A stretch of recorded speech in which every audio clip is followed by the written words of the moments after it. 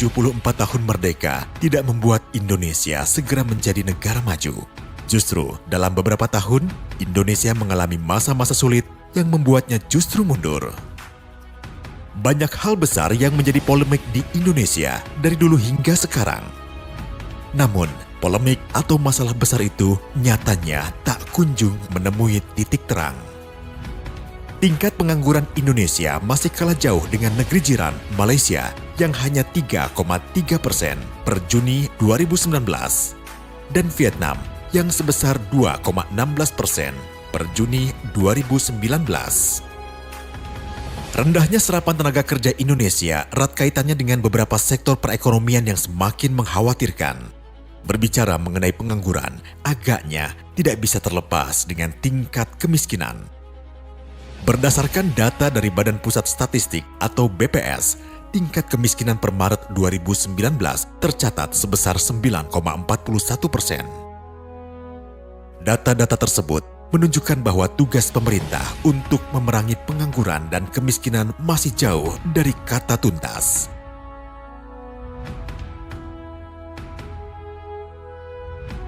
Pemerintah memilih tema Sumber Daya Manusia Unggul Indonesia Maju pada HUT ke-74 Republik Indonesia. Presiden Joko Widodo mengatakan tema SDM Unggul diambil karena menjadi fokus pembangunan Indonesia 5 tahun ke depan. Presiden Jokowi sudah menyiapkan langkah besar demi meningkatkan daya saing Indonesia ke depan. Presiden Jokowi akan fokus untuk investasi pembangunan sumber daya manusia secara besar-besaran.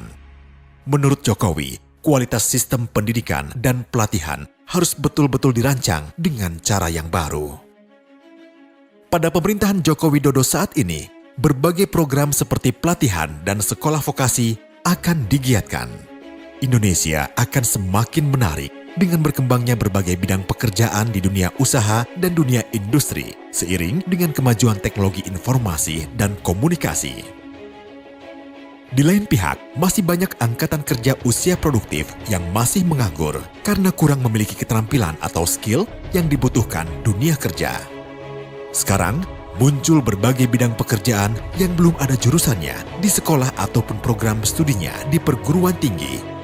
Sehingga kursus dan pelatihan menjadi pilihan alternatif untuk memiliki kompetensi yang dibutuhkan pada dunia kerja.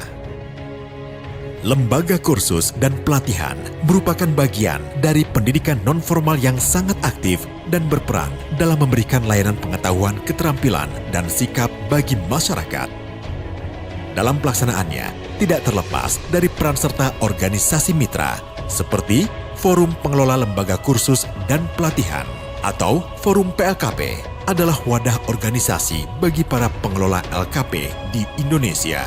Tersebar di seluruh kota dan kabupaten se-Indonesia dengan anggota lebih dari 19.000 lembaga di bawah naungannya dengan berbagai jenis keterampilan. Berperan sebagai mitra pemerintah yang turun andil dalam memberikan solusi terhadap permasalahan sosial di masyarakat, mengurangi pengangguran, serta kemiskinan.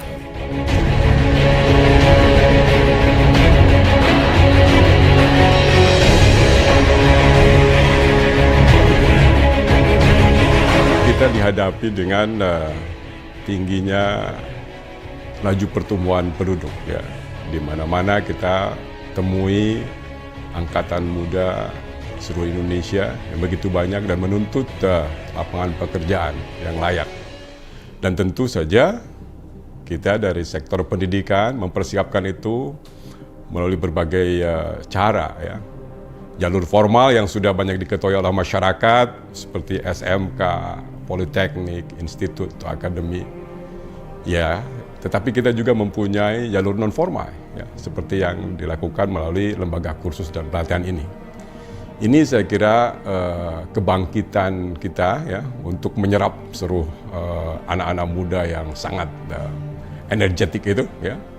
Jumlahnya tidak tanggung-tanggung, mencapai 5,5 juta, ya, lebih angkatan muda yang sekarang ini memerlukan lapangan pekerjaan yang layak, ya. Saya harapkan partisipasi dari seluruh masyarakat, ya, dalam memajukan lembaga kursus ini, ya, dalam memajukan lembaga-lembaga pelatihan ini demi menuju Indonesia yang kompeten, Indonesia yang terampil, yang mempunyai daya saing tinggi dan pada akhirnya membawa Indonesia ke Indonesia maju.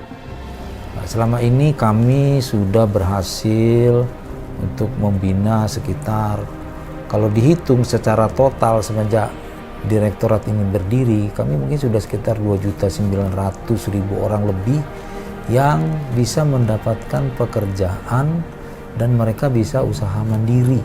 Setiap tahun kami minimal mendapatkan program untuk membantu itu minimal 200.000 orang. Dan itu dianggarkan oleh anggaran pemerintah melalui APBN. Dan ini tersebar di seluruh Indonesia tanpa memandang mereka itu dari latar belakang apa. Yang penting mereka adalah putus sekolah dan mereka mempunyai hak untuk bisa mendapatkan pendidikan. Bersama kursus SDM Unggul Indonesia Maju, salam kompeten.